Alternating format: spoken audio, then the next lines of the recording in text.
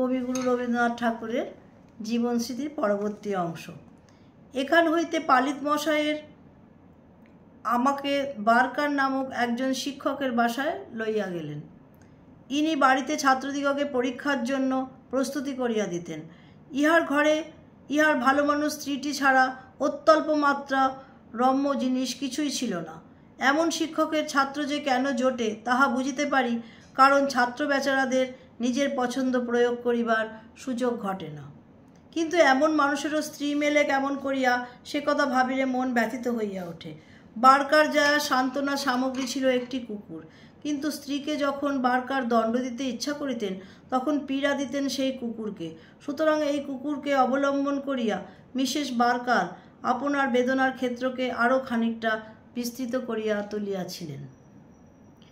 এমন সময় বউ ঠাকুরানী যখন ডেভানশিয়ারে টার্কিনগর হইতে ডাক দিলেন, তখন আনন্দে সেখানে দৌড় দিলাম।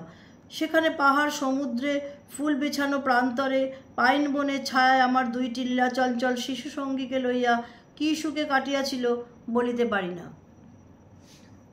দুই চক্ষু যখন মুগ্ধ, মন আনন্দে অভিষিক্ত এবং অবকাশে পূর্ণ দিনগুলি নিষ্কণ্টক সুখের বোঝা লইয়া প্রত্যহ অনন্তের নিস্তব্ধ নীলাকার সমুদ্রে পাড়ি দিতেছে, তখনও কেন যে মনের মধ্যে কবিতা লেখার তাগিদ আসিতেছে না, এই কথা চিন্তা করিয়া এক একদিন মনে আঘাত পাইয়াছি।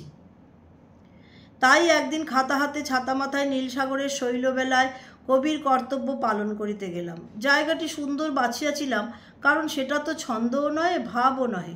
একটি সমুচ্চ শিলাতট চিরব্যগ্রতার মতো সমুদ্রের অভিমুখে শূন্যে ঝুঁকিয়া রহিয়াছে।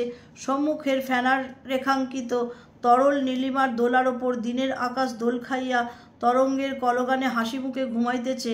পশ্চাতে শিলাসনে পশ্চাতে সারি বাঁধা পাইনের সুগন্ধি ছায়াখানি বনলক্ষ্মীর আলস্য স্খলিত আঁচলটির মতো ছড়াইয়া পড়িয়াছে।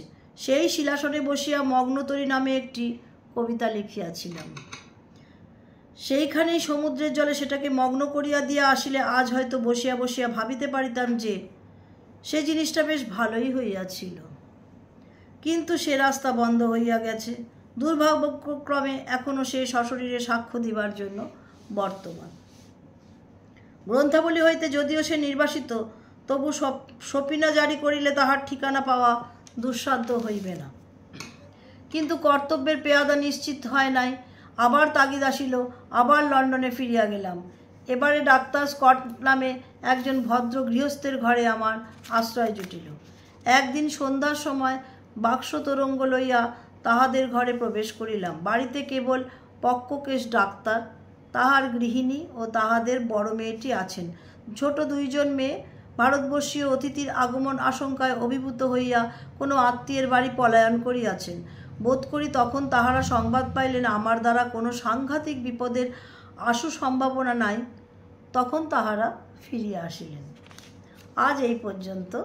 পরবর্তী অংশ পরবর্তী দিনে। আমার এই পাঠ যদি আপনাদের ভালো লেগে থাকে, লাইক, শেয়ার, সাবস্ক্রাইব করে দেবেন। নমস্কার।